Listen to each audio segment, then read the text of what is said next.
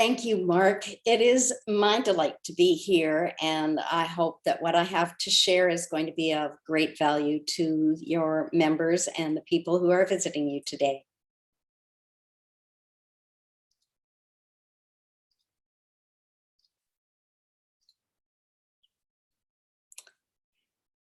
So what I have to tell you is hire right is the solution to the problem of how can you possibly increase employee retention, productivity, and profits.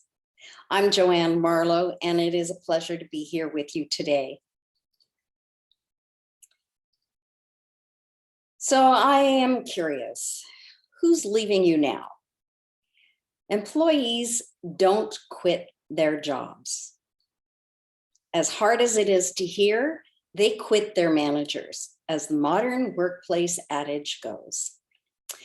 And in contrast, the most likable boss in a company would have the power to attract talent, even those from other departments, for one main reason. And I'll tell you in a few minutes, so stay tuned. You may not realize it, but employee retention is one of the biggest costs of businesses, no matter what size they are. And if you are a small enterprise, it is the owner who suffers the most because you have to take on all the stress, the extra workload, finding a replacement and training them, not to mention calm down the rest of your employees. And finding the right person to replace a good one that leaves takes time, energy, and money. In fact, it takes between 1 and 3 months or more to find an ideal replacement. And that's what we're looking for, is that ideal replacement, which only makes me wonder, if you're doing all that hunting, who's doing your job? Financially, every time someone leaves your business, it can cost the company up to 150% of that person's annual salary. Can you afford that?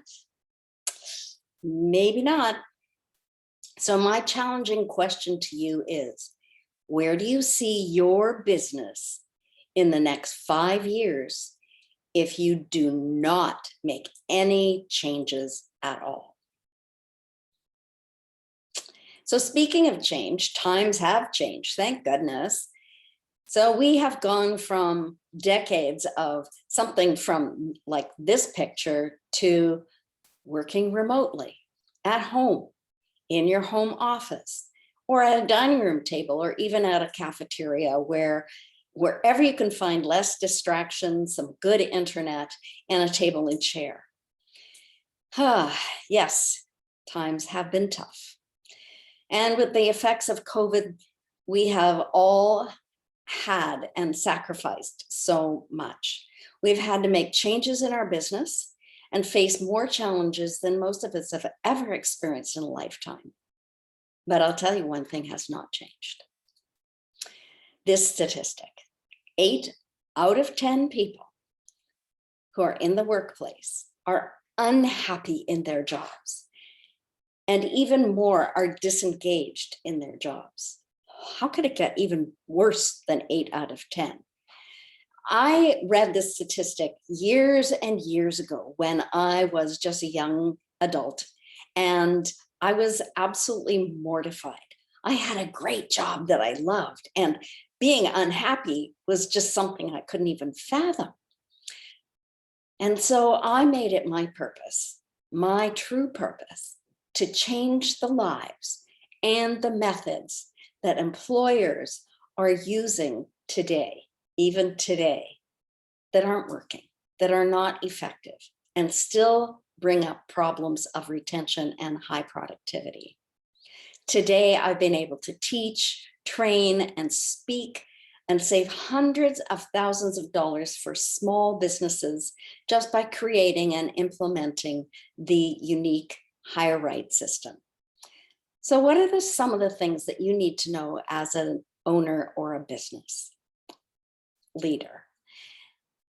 Well, sadly, even though some people know their purpose and what would make them happy, they are accepting jobs that don't align with their values and purpose, and consequently, they leave. Or in many cases, with some people in the younger generation, they literally ghost you. They disappear without any warning or reason. So, to deal with retention issues, some companies are actually trying some really creative methods. They keep an on-call list so that when somebody leaves, they just go through their list of people who said, sure, I might be available. And they phone them and plug them into that place. Soon to see them leave again and all over again. It is truly an expensive hit and miss system. While other companies have absolutely no system whatsoever, and they're just letting anybody in the company hire who they think is right. And I have seen some some organizations who allow their staff to meet their cousin's best friend's sister and say, hey, Sally needs a job, so I hired her. Okay, well, believe me, that is not the way to run an effective company without major hidden costs. So who's responsible for choosing the right people? You know, in the blame game, managers just shake their head at the situation. Yes. Is it the recruiter? Is it the HR manager? Is it the owner, the leader, the CEO? Oh, many managers say, oh, it's the culture, terrible culture. Or, well, I'm sure all of our employees, or certainly some of them, they're all pointing fingers at each other, and I'm putting out little fires all the time. Their CEOs and leaders are saying, oh, it's that younger generation, it's the millennials, or it's the Gen Zs. Oh, give me a break. Everybody can blame one another, but is that really the problem? From the manager's point of view, I have heard for decades, why can't they just do the job they're supposed to do? I've hired them to do a job. Why can't they just do that? Well, the real problem is much bigger than blaming. And, you know, we have to remember we're dealing with human behavior, not perfect AI robots. We are all different and we like to talk. So do you know that your employees are actually spending 15 hours a month on average in triangulation? That's where there's 3 people all complaining about their supervisor, somebody else in the group, or maybe it's you. Did you ever wonder what they're saying behind your back? Well, let's curb that habit. 15 hours a month for every employee that you have that is non-productive, there's no solution that's going to come out of that. So one way to stop that chatter is to do a 1-minute check-in. Ask your employees how they're doing in their job. Do they need any clarity? Are they having any problems? How can you help? You know, just that kind of stuff. And literally in 1 minute, you've had a communication moment. And you've recognized them perhaps for contributing to the company and an opportunity to scout out any potential issues. For most managers, they still figure that employees will be able to do the job they're expected to do through osmosis. As Dr. Phil would say, how's that working for you? So when the business leader is constantly disappointed in productivity, your employees, often the best ones, are either seeking work elsewhere or they're on the internet during your business time looking for other jobs. So why do they leave? Other than feeling unappreciated, unimportant, or lacking recognition, there are some more recent reasons, current protocols that are making people sit up and pay attention. Their diversity, inclusion, the unconscious bias are now buzzwords that pack a punch in our business behavior and our values. And movements are changing the way we perform as well. So like Black Lives Matter, the Me Too movement, equality. Oh, don't get me started on that. I've been fighting that one for decades. Finally, It's starting to move the needle towards equality. And then, of course, gun control. Violence is starting to pick up, certainly in the States and Canada. It has taken decades, in some cases, hundreds of years for these issues to be recognized and heard, and progress is painfully slow. So what can you do? Well, there are a couple of situations that I can offer you. One is gratitude. Some of you might be going, why do I have to be grateful that they turned up for work every day or they're doing their job? Because you know what? Without them, you wouldn't have a business. So it only takes a few minutes to gather the team together and say, hey, I just want to thank you for being here today and always. You are a team that I appreciate. You're helping our business grow. And I just wanted to say thank you. Okay, business is over, back to work. The other thing you could do maybe for showing your gratitude is, give them a little gift card sitting on their desk or a little note that says, I appreciate you. I appreciate the work you're doing for us so that we can grow and be a better company. Nothing is ever too small. The second thing you can do is listen. You would be amazed when I go into talk to various employees and managers. I build a trust and they tell me everything. And of course, it's confidential information, so I could never tell the owner who said what, but I can certainly alert them to the problems that I hear based on what people say. Now, just by you listening, that means you have to have a conversation. And whether it's in the hall or passing their desk or whatever it is, you need to know that the most likable boss in a company would have the power to attract talent, even those from other departments. And all they have to do is listen.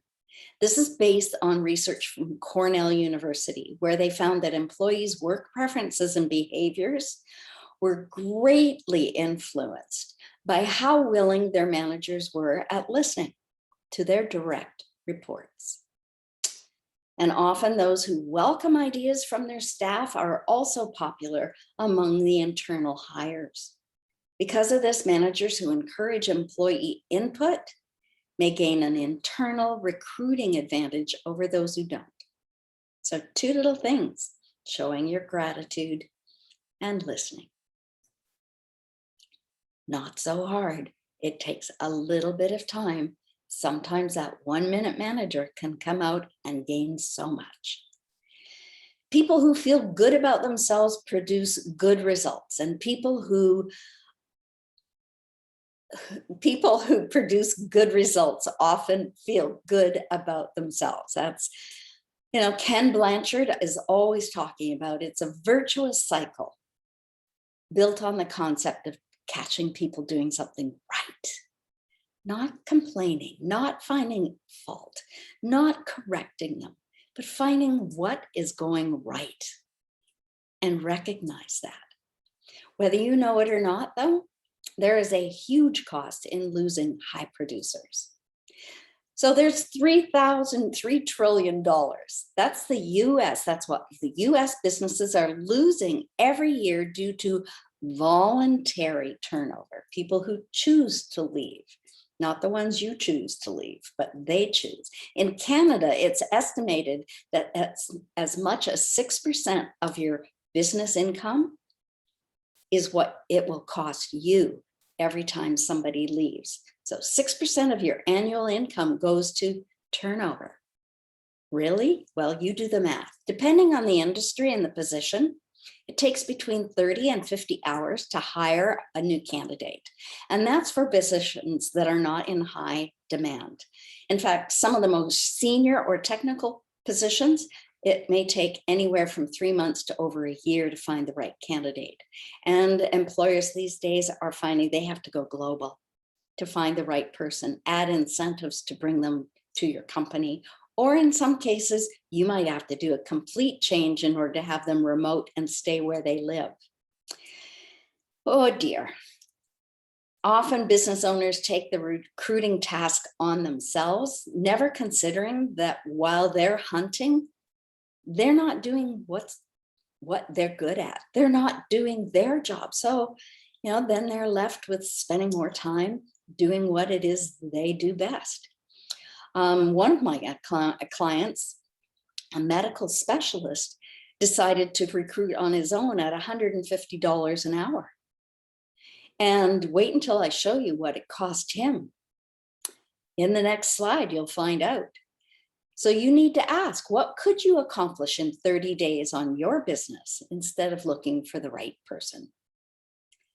The actual cost of hiring is much more than advertising, screening, interviewing, and hiring. So let's look at some examples. So you will see I have a grid of real people. I met all of these people at a convention not too long ago, and I got to ask them some very specific questions about how many people they had in their employment and that kind of thing. And my first client here, number one in the top row, was very excited because they felt, okay, I can deal with this. We only have 4 to 5% turnover, which is very low, Joanne. Yeah, it is. But when you take a look, they had 30,000 employees and 750 were leaving every year, needing to be replaced. Now, this was a group of middle managers and an administrative staff. By the end of my calculation, I use a turnover authenticator, and it is a wonderful system where I can actually find out exactly what the direct costs of turnover are for you. It was costing the company over $30.5 million every year to replace those people. That is a lot of moolah. That could be used in so many other ways, correct? Yes. So you can see on this chart, there's many more costs, and it's a special calculation that I have adapted to my own wishes. And it really, really makes owner's hair stand on end. If you look at this rust line here, that's the physician I was telling you about. And he decided that he was going to pay his medical office assistants a much higher wage than normal because that would keep them longer. But what he didn't ask was he had 2 MOAs. One was 55 years of age and thinking of retiring, and the other one was brand new.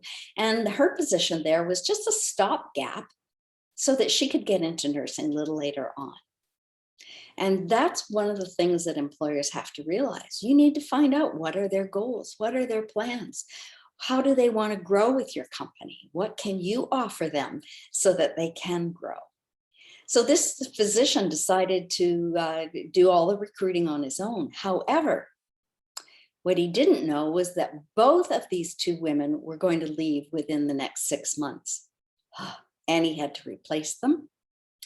And even those 2 new recruits left before the end of the year. So it wasn't just replacing one person, he had to replace 4, and it was costing him over $80,000 of his time and money that could have been spent somewhere else in the business or gone into profits. So the most astounding thing is that this could not necessarily have happened if they had the correct system for hiring. And so I'm going to introduce you to that. So what actually is affecting some of the decisions you make? Well, be aware there are 5 generations in the workplace, and in some cases, they're working all together under the same roof. Now, who are they? Well, they're kids who are called Gen Z, and they are 16 to 24 years of age. There's the millennials, who are 25 to 41. Then there's Gen X, the boomers, and the traditionalists. And all of them have different work ethics. All of them have different ideas on how to run a business, how to get along with each other. And today, 3 out of 4 workers are millennials. And by 2025, just 4 years away, the largest working generation in the globe will be Gen Z, who were born after 1997. Now, I can tell you for sure that the younger generations are motivated by growth, career opportunity, and meaning and purpose in their job. They need to know they have value. And even though they enjoy several benefits that us old folks like money, they want somebody who offers collaboration, open communication, and the ability to be with other people they enjoy. So if you're stunned by some of the behaviors of your younger staff, you might find some excellent tips in my latest book, 25 Powerful Strategies to Hire and Successfully Retain Millennials. I have spent lots and lots of time interviewing and researching these 5 different generations, particularly the millennials. Second, let's take a peek at what's happening with in-house HR or recruiting methods.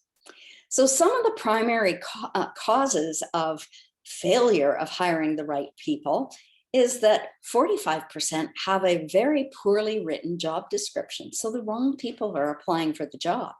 You have to be very specific, very precise, not too long, because I can honestly tell you, people today, especially younger people who are used to sending text messages in a couple of phrases, not even a sentence, they will only read what they need to.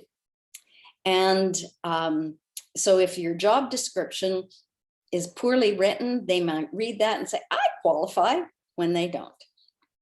30% of recruiters are making a decision too quickly to hire. Okay, you have a pulse. That sounds good.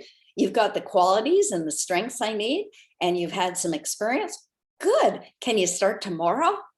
Yeah, you don't do that when you're hiring people. You have to hire slowly. It is a slow process. It's a complete process. And one of the things that you need to do is to fire fast.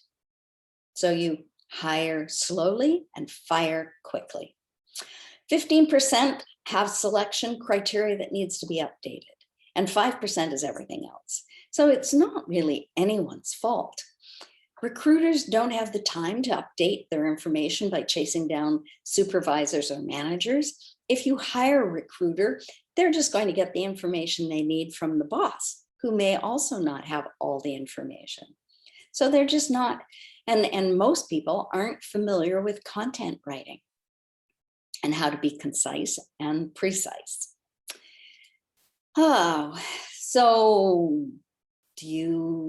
another thing you need to recognize is that maybe your hiring system just isn't working for you, and you need to deal with that. This is not dealing with it. From my experience, the hours and money you spend on your business, especially as a small business, is making it very difficult for you. You're busy, but you also don't have all the talents needed. Some of you might not be good at marketing or social media or designing a website or doing the content. Some of you might be terrible at sales or networking or even defining your own ideal client. And so you might have to take some action and hire contractors who are good in those areas and fill the gaps. The very first step an owner must take is crucial in building a solid foundation, which I will address fully in a few minutes. But just like a builder of a building or a home, you must have a solid foundation before you can build up your business. I think you know that, but did you do it? So how can we improve or fix the hiring and retention issues? Research shows for sure that the real retention model is far more complex. And I've had time to do that. That's what I love to do. I love to create a system that works, and it's been tested over and over again. So the first thing you need to do is ask, do I have a successful recruiting and onboarding system or process? And I've created a little checklist that you can just read quickly and say, have I gone through all of these? So do you have someone in your company that actually has time to recruit? Do they actually know the sites and the best places to post? The next thing you need to know is, um, have you already created attention-getting job descriptions? Have you a battery or a group of really excellent interview questions that are behavioral? And I'll get into that one in a few minutes. Do you have an agreement or employee contract already written, so that all you need to do is pop in their name and maybe make a few little changes? Do you have policies and procedures in place, training and onboarding processes, and mentoring? Do you have someone who actually will be their confidant, will be there to help them answer the questions that you don't have time to do? So this little checklist, you would be surprised how many managers and business owners have gone through and maybe chosen 2 things on this list that they do have in place, and the rest is, I don't know. So if you may realize you've got a lot of work to do. So I have, as I mentioned earlier, devised a new model to drive retention. It's called the Unique HireRight System. And it's not necessarily ideal for everybody, but I haven't found anybody that doesn't like this so far, because it's unique to you. You know, many recruiters have a cookie cutter situation and they go through their checklist and do everything on that. Me, I'm a little different. As an organization development consultant, I love models. I love systems. And so I want to introduce you to that. I'm not going to spend a lot of time on this because this slide is a little overwhelming to you. But before I ever begin with a client, I'm going to have them fill out a list of questions and answer them. And I call it the Insight Diagnostic Tool. And I'll talk to you a little bit about that in a few minutes. Once that's done, they actually become much more clear on who they are and what they're doing. Then we have a 30-minute private call. And I call that the pre-diagnostic session. And what they do again is we actually start to unpeel that onion and figure out what is the core that we need to, that is causing all the symptoms in the company. So taking a look at that, once we've done that, I then go into the company or I interview all of the management team or whatever employees you want me to interview. And then once I gather all the information from various places, people, your data, I actually can identify the core problem. And believe me, even in the assessment, I hear all kinds of complaints and this is a problem, that's a problem, but I ask really good questions that will give me the kind of information I need to help identify the problem. It is the core problem. Then once I've decided, okay, there's the core problem, I start brainstorming and looking at alternative solutions. And I look at that with, from the sublime to the ridiculous, okay, do nothing or close the doors.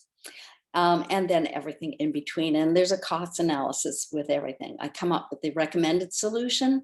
Then with you and your team, we start to bubble up some ideas on what to do and how you want it to progress. We have an action plan in place with time modules and that kind of thing. And then we start to implement it into your company. Once we have finished, or even before we finish, we always do a double check and say, how are we doing so far? Do we need any tweaks or changes? And then we do that. And we make those modifications and implement those changes. But the wonderful thing is afterwards, the one thing that I do that many, many don't is I follow up with you. I do just a little check-in. How you doing? Are you still on course? Because one thing I know for sure is many companies that have great intentions to make change, their excitement peters out and it falls flat. I don't want that to happen for you. I want you to be successful. So that's my system that I've created. So there are 3 steps that I'm going to recognize and offer you here. Is one, the first step you need to do is gain some clarity. Gaining clarity. A lack of clarity creates chaos and frustration, and those emotions are poison to any living goal. And so many people in small businesses are questioning whether they're even going to stay in business or whether they should just fold. So how do you make that decision? Well, you have to be clear. You have to be clear on what it is. So I'm going to introduce you to those 4 pillars that I mentioned for the foundation. And I'm only going to talk really about one, and that's the first one, purpose. Your purpose or why. So why are you even in this business? I mean, really? Before you can make any changes in your business whatsoever or come up with a problem or a solution, you need to determine your purpose for why you are even in business. And I call, as you can see, your purpose is like your North Star. Through any kind of good, bad, and ugly, you still have that big shining star up there motivating you to say, that is my purpose. I'm not going to stop. No matter what, that is going to drive me to finish. And so that is what I want you to make sure that you know why you are in business. Because if you know why, you'll be able to tell everybody else in your business and hope that the people you choose loves your purpose. Very important. So knowing what motivates you to stay in business is really important. Then you can go on to designing the behaviors, the recognizable behaviors that you want everyone in the company to model. And then your values, what are your core values that without a doubt, everyone you hire must be aligned with those same core values. If they're important to you as a business owner, they have to be important to others. Otherwise, you're both going on different directions, and that's not good. And then, of course, as a visionary, the leader has a vision.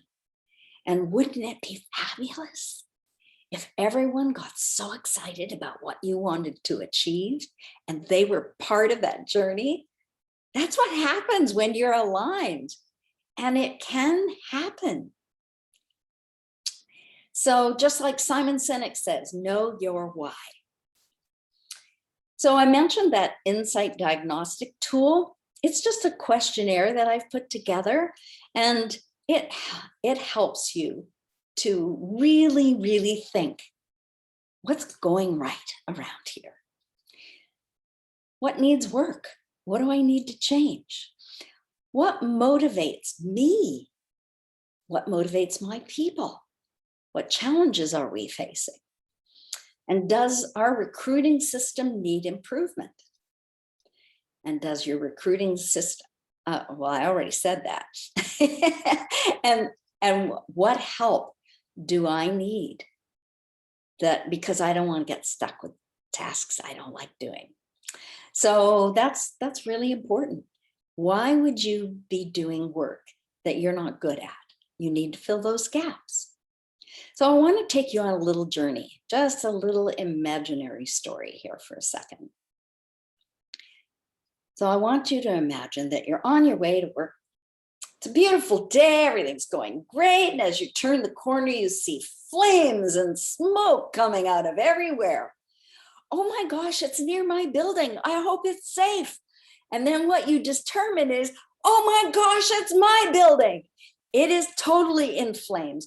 Your employees are scattered all over the sidewalk and the street going, and you're going, there's my livelihood. There's my life, my business, everything I've worked so hard to do. Then you collect yourself, make sure everybody's safe. And then you look at the remains, ashes. But then again, you look across the street because that is who you are. You're always looking for opportunities. And across the street is this perfect building where you could start all over again. Now you have an opportunity. Even if you want to liken this to how it's been through COVID, I know some of you have thought, Oh man, if I could just start over again, or maybe you are starting over again. Pivoting is certainly a new start, not totally, but mostly. So, things you need to discuss with yourself. If I were to start again, what changes would I make to my business? And what things would I keep? And then same thing with employees. What employees are fabulous and who I want to keep in the business? And which ones are just ones that I'm going to have to lay off? You need to look at your relationships, your suppliers, which ones have been wonderful to work with, and which ones do I not need anymore? You need to take a really good look and figure out who you are and who you want to be. Now, certainly before you recruit the best, even though you've gone through and answered all those questions, you need to know your organization's purpose. You need to determine who you need on your team. What positions are available? Who do I want with me? And what are their job descriptions, their new job descriptions? And have I got all those interview questions updated? Because that's what you need to do. Absolutely. So once you've done that, you have created these interview questions where they're engaging and challenging your candidates. You're asking for them to expose their behaviors under different scenarios. And if you come to the expert session later on this evening, I will be happy to answer any of your questions. And maybe some of those interview questions might be on that list of your questions. So, yeah, I get it. You're frustrated and you're probably saying, well, thanks, Joanne, for all of this. But, you know, I have other things going on. I, I don't have the time. I don't have the time. And you're telling me it takes time. Yes, it takes more time than you think. This is not a 5-hour thing. This is where you literally need to go up to the cabin or into a hotel room for a day or two and start thinking about who you are and what you want out of your business. You're going to find that there is a critical shortage of qualified people. And depending on the industry and depending on the characteristics and the actual talents and strengths of these people, it might take you months and months to find them, and globally. You're going to find that the cost to replace someone is way higher than you thought. And I'm always surprised when I talk to CEOs, they just say, oh yeah, turnover. Well, it happens. It's part of business. Doesn't need to be. It does not need to be. And you're also finding that younger employees have different needs than you, and you have to adjust. And if you need help, you can't necessarily do it. You can't do it alone. I'm honestly telling you, entrepreneurs, business managers, leaders, owners, you're not expected to do this all by yourself. You're not. And even if you're a single company with one person and it's you, you're hiring out people to fill those gaps where you're not talented in or strong in those areas. All of this applies to you as well. So the second step, other than finding clarity, is you need to know what the problem is that you're solving. If you've ever gone in, or you may have known someone who's gone in to see their doctor and they say, oh, I've got this terrible headache. Don't know what it is. Well, the doctor could say, well, take 2 aspirin and call me in the morning. Or they may say to you, how long has it been happening? What have you done so far? What has worked? What hasn't worked? When do you get the pain the most? So they're actually gathering information from you to help diagnose the situation.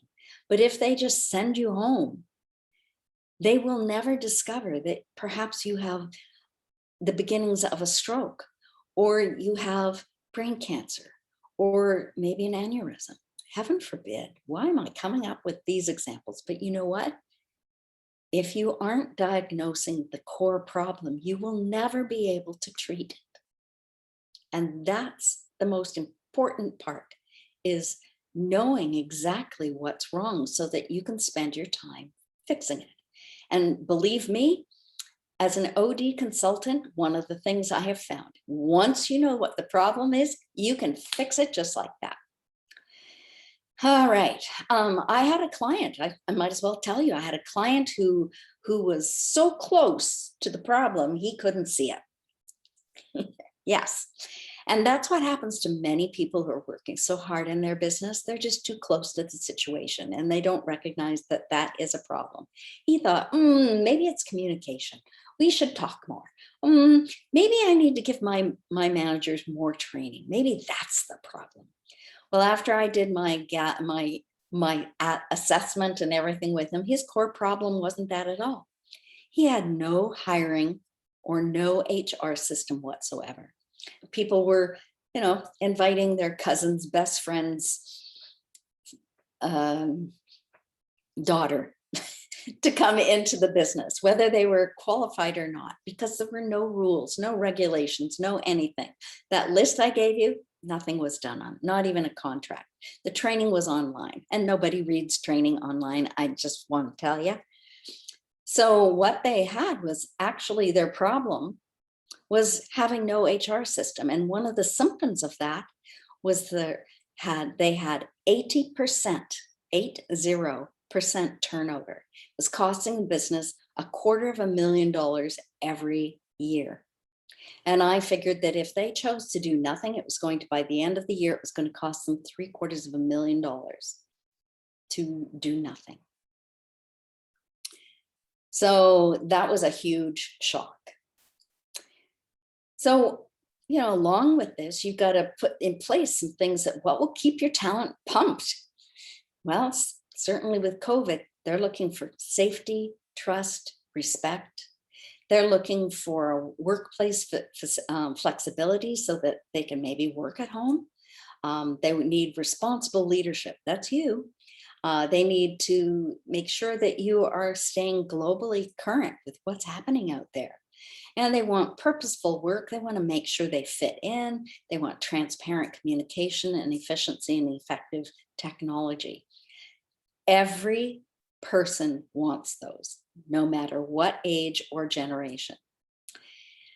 And usually the core issue revolves around some kind of behavioral issue. So to retain your employees, you need to know what's important to them. Now you have to build a team. And great leaders are not the best at everything. You know that. They need to surround themselves with others who have different strengths and can get them rowing the boat in the same direction. And your team may have those strengths that you lack. So how do you figure that out? Well, I just want to draw this to your attention. The iceberg model of competencies is something that is so very important for you to know. Most people only interview on what part of the iceberg they can see, that 10%. So knowledge and skills, you got a resume, knowledge, skills, work experience, those are the things. So they interview you based on that and when you can start.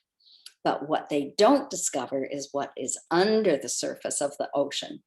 And what they find later through their behaviors are their social role, their confidence level, who they think they are, their behaviors, their traits, their motives. Their motive might be to go in one direction while you're going in another. And you need to know that. So that's where your behavioral interview questions come in handy, because you start going below the surface and decide, is this the person I want to choose? And then you can make a decision. No surprises later on.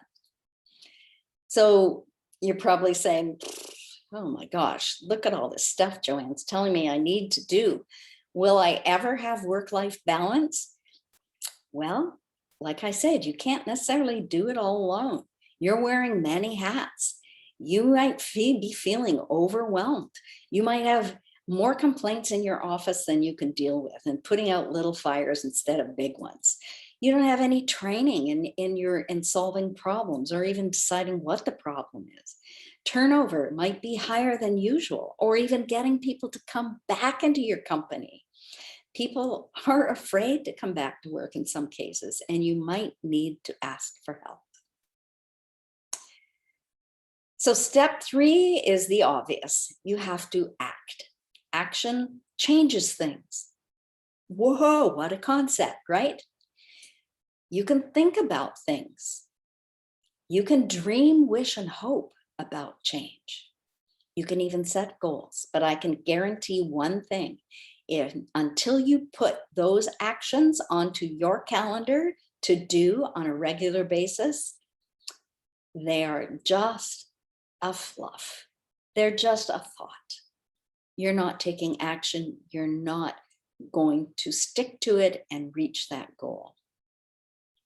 So they need to be part of an action plan that goes on your calendar where you see it on a regular basis. There's that North Star again. When your business is on course with its purpose, you are the most powerful. Now, I'm going to suggest that if you are interested at all in a 30-minute private call with me on Zoom or on the phone, we will gain clarity on your challenge. You will know what inaction is going to cost you, determine what actually is holding you back, what excuses are you using or maybe not using and don't know about, and solutions that you can act on. Then this is something I invite you to do. Not only that, I'm going to offer you a deeply researched article that I wrote on 7 secrets why you lose your best people. And even though it may not pertain to you right now, you're going to learn those secrets so you can avoid them in the future. So I'm inviting you to take advantage of my complimentary 30-minute call. And how do you do that? Well, you can go into 2 areas. You can go to Get Talk at HireRight.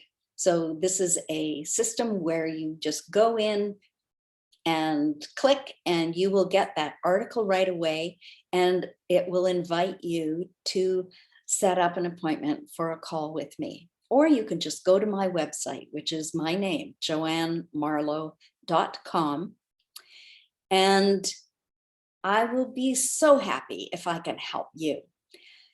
Join me later today at the Elite Expert Meet and Greet, and I will be there and so happy to answer all of your questions. Thank you for listening. Be safe.